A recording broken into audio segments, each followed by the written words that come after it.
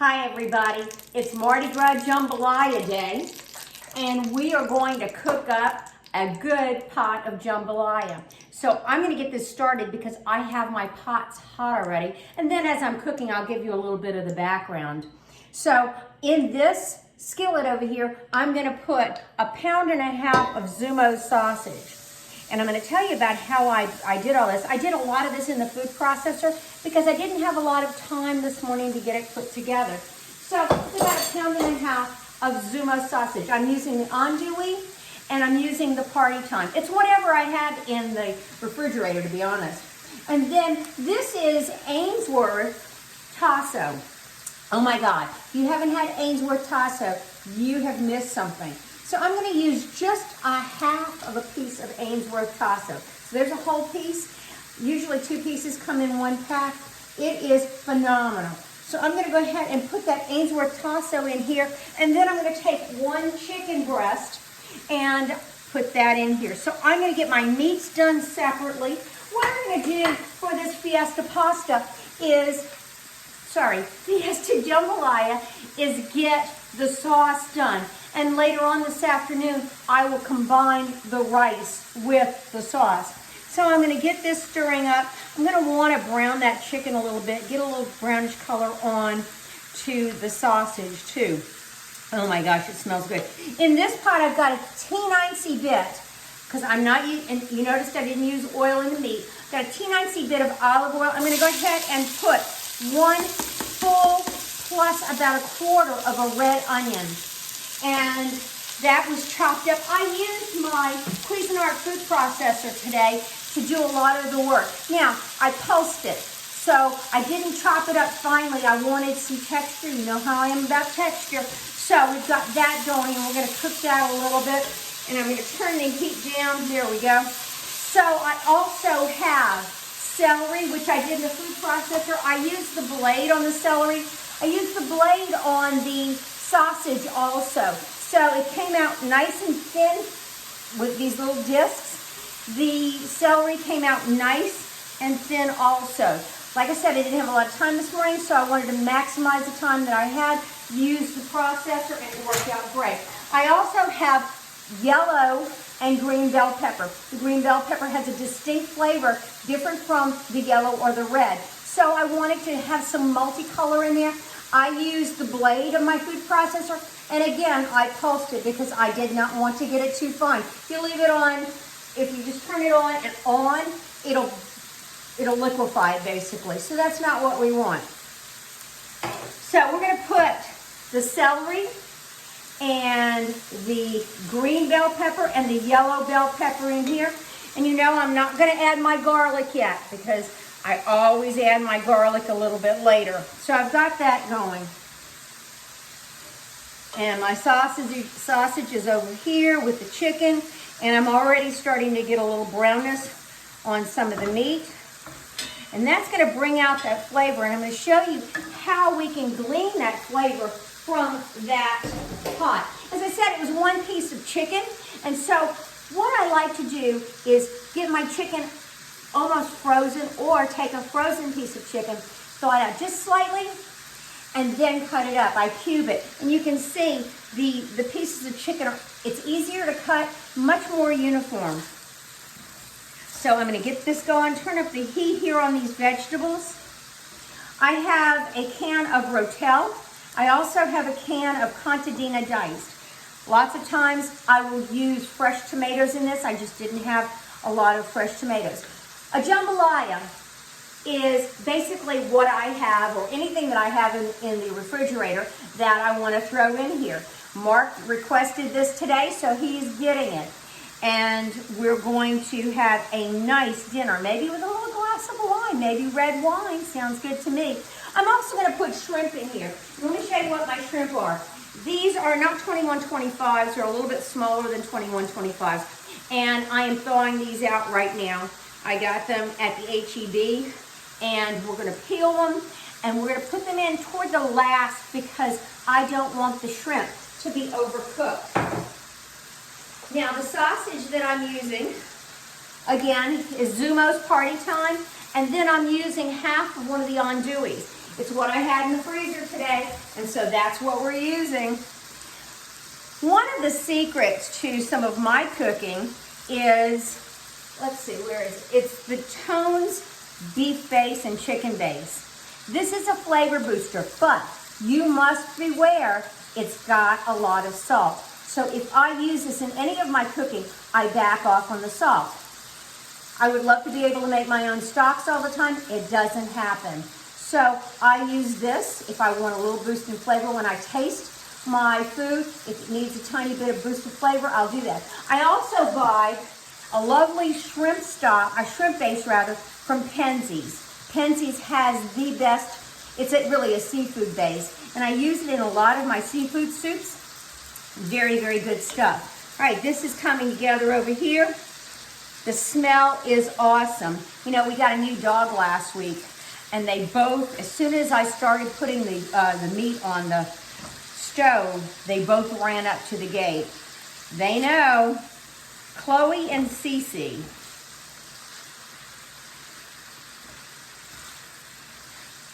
So there's going to be several different types of pepper. Remember I told you I put the andouille in here already. And this andouille is really a ham, and it has different spices on it. The first time I ever tried andouille, it was at Copeland's in one of their pasta recipes. Fabulous. I couldn't figure out what the difference was. I came home and I tried everything to replicate that dish. Couldn't do it. And then I discovered this. And this Tasso is just phenomenal. It's got hints of nutmeg, hints of some exotic flavors, and it is wonderful.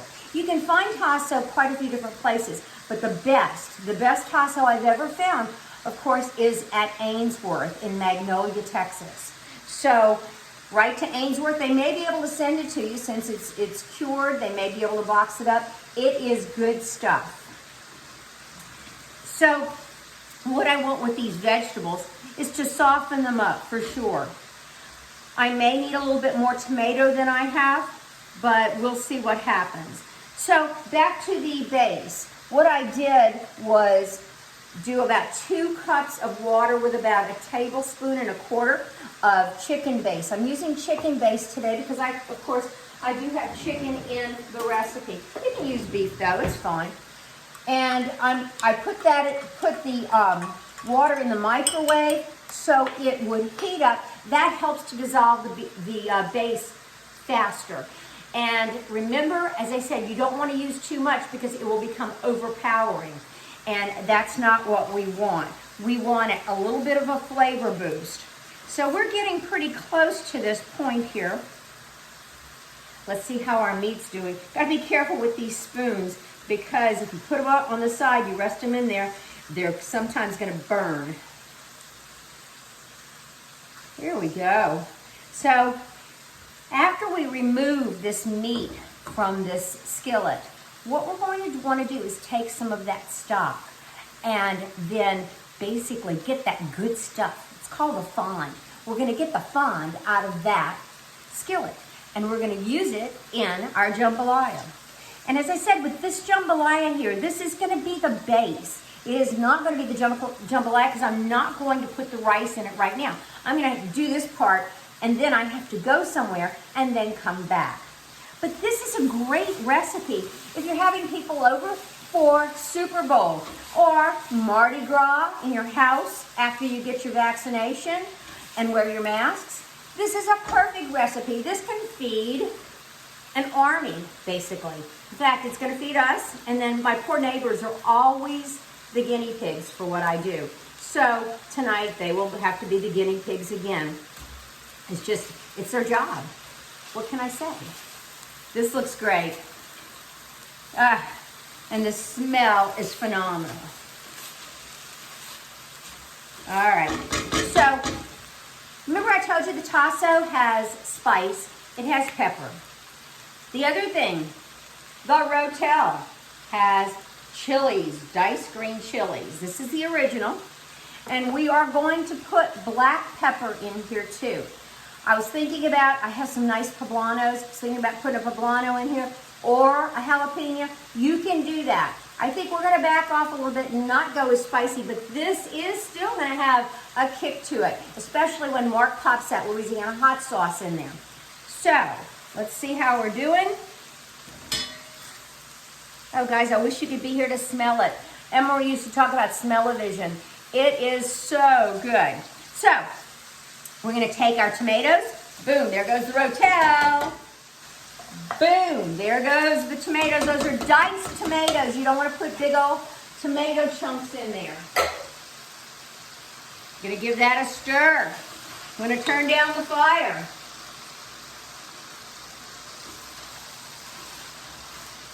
Oh yeah, baby. Here we go. Now we're going to add, I don't know if I can do this. Might have to get a different spoon. We've got some meat today. Oh yeah. And that's just 1.5 pounds of sausage, 1 breast of chicken, and about 3 ounces of Tasso. That's a lot of meat. I think this is going to be a delicious pot of jambalaya. I was singing the jambalaya song all morning, jambalaya crawfish pie. I won't do that for you yet, or probably not at all. Okay, we've almost got it all in. Almost got it all in. It's looking good. It's smelling good. The dogs are on the other side of the fence, and they're going, oh my gosh, what's going to happen? Do I get any of this? And they're not going to get any of this. All right, so we're going to take this, a little bit of the stock, put that in there, and then deglaze that pan. Whoop, we had a wild one here. All right, we're going to stir this up. So, we're going to quickly add some celery. There it goes. Sorry, not celery, parsley. We're going to add some thyme.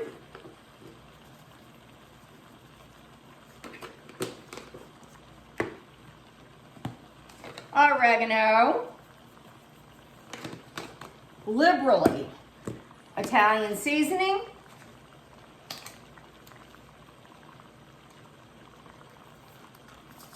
This one wasn't open. I go through this stuff like wild. Italian seasoning. Good. And some black pepper. Boom. Remember I told you we had several different kinds of pepper in here. You're going to feel it all over your tongue. I haven't put garlic in yet. I told you that earlier. And we haven't, of course, put the rice in. So we've got all of this happening right here. We're going to take this rest of this fond, put that in there, turn that fire off, mix this up, add the rest of this stock, just like I said, about 2 cups.